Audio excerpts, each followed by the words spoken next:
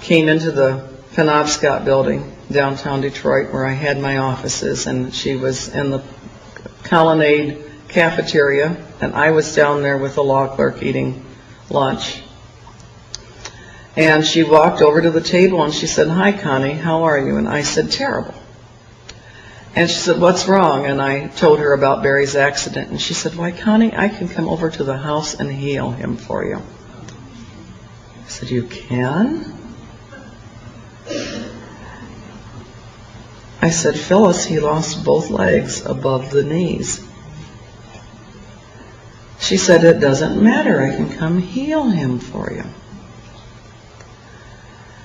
I said, "Tell me, Phyllis, how do you plan to accomplish that?" She said, "I've been studying healing." I said, "Well, I'm sure that if you think you can come heal him, you must have been.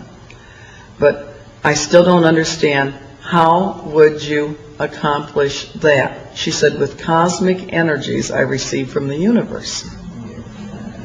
Well, I looked at Glenn Page. He looked at me. He was the young man. He's now been a highly respected member of the prosecutor's staff for many years.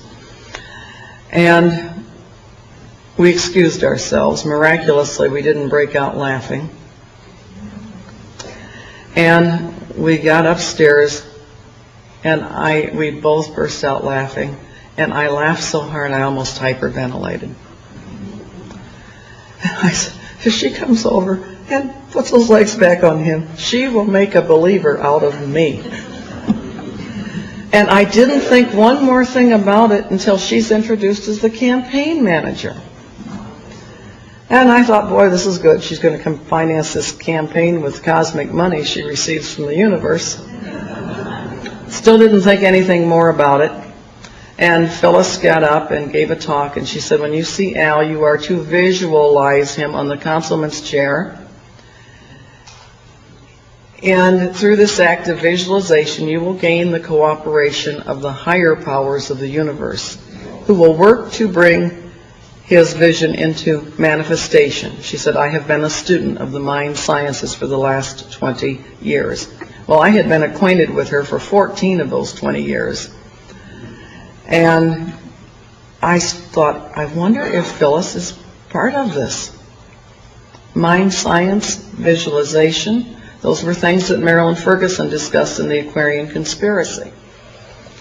So when the party broke up, I went over to Phyllis and I said, Phyllis, I said, I heard you mention the mind sciences. She said, yes. I said, you know, years ago I read a book called Psycho-Cybernetics by Matthew Maltz. And I've been so interested in the mind sciences since then. Maybe you would like to go to dinner with me and you can tell me more about it.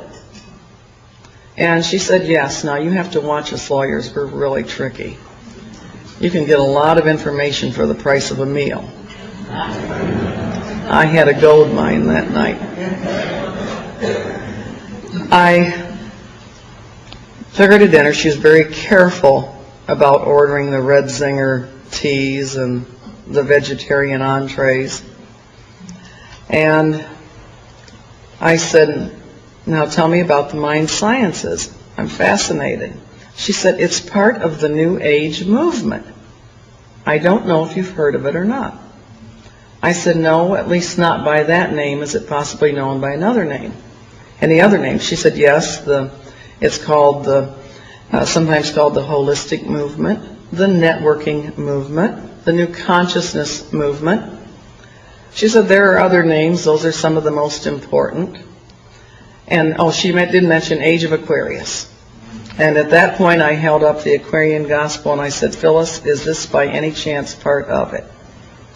She said, why, yes, it certainly is. Now, so help me, I did not know they had a slogan that when the pupil is ready, the master will appear.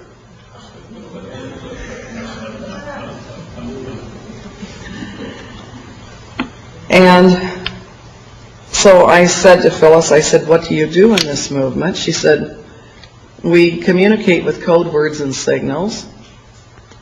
And I said, Phyllis, I've been studying on my own for a little while, the best I could without a good teacher like you. Remember, I didn't know that slogan then.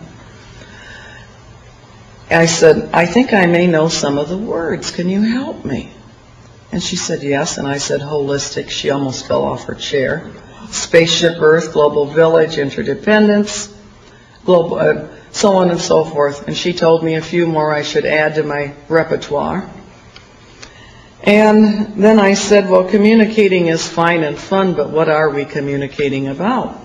She said, we believe the mind operates on principles, just as one's body operates on principles. And if you want your mind to work effectively for you, you must know those principles. So, well, that's logical enough. Tell me, what are some of the principles? And she said, the most important principle of all is karma.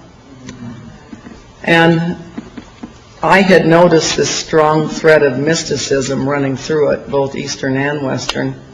And I said, Phyllis, I said, could this possibly have anything to do with Eastern religions? She said, well, yes, Eastern religions are part of it, but we're much larger than the Eastern religions. And I did an inward gulp. Talking about 2/3 of the world's population, and we're bigger than that. And anyway, our food's delivered. And I said to Phyllis, I said, Phyllis, I said, I have to tell you, I've read the Aquarian Conspiracy. And when I said that, she frowned very deeply. And she said, Marilyn Ferguson is a friend of mine. We've appeared on many speakers' platforms together. She said, but you have to remember her limitations. She's only a reporter of the brain-mind movement. Add that as another name. She said, her book didn't really tell it the way it was. And I really thought she was probing, because Marilyn Ferguson said they would probe to see if there was any hint of opposition, because their ideas had been too easily misunderstood in the past. And she had also written that this time they were going to succeed because global communications had encircled the globe beyond any possibility of retreat, with fax machines and computer communication. And anyway, I thought Phyllis was trying to see if I was opposed to it. And I said to her, I said, Phyllis, I said, I read that book. It looked like a really good book to me. I said, tell me, what's wrong with it? She said, then she smiled and said, the movement is much, much larger than she reported it as being. And she was all smiles again. Marilyn Ferguson had understated the case, underreported the movement. And at that point I said to Phyllis, I said, Phyllis, I said, you're going to think I'm crazy. I said, but in my spare time since Barry's accident, I've become quite the Bible student. I am convinced beyond any reasonable doubt that this may very well be what was described in the Bible as the last day political, social movement that would bring the Antichrist on the scene. And I was really expecting her to say, you're crazy. She didn't. She still thought I wanted to come on board. She said, oh yes, she said, that's very perceptive of you. She said, I've been convinced of that for many years myself. And I had a Bible with this tape in my stack of books, and I opened it up, and I showed her Daniel 11:38 passage. He shall honor in his estate the God of forces, a God whom his fathers knew not. And I turned to a page in the Aquarian Gospel and said, one may enter fully into the spirit of the God of forces. And she said, you saw it, you saw it. She said, that's such an important point. Most students of esotericism fail to grasp it immediately. Well, if I'd wanted to, I probably could have taken over the Theosophical Society. And she said, also you must remember that in the New Age movement and at Unity, she was a biofeedback instructor at Detroit's Unity Temple. She said, we believe Jesus and the Christ are two separate entities. The Christ is an office, not a man. Well, I quoted scripture to her, who is a liar but he that denies Jesus is the Christ, is Antichrist that denies the Father and the Son.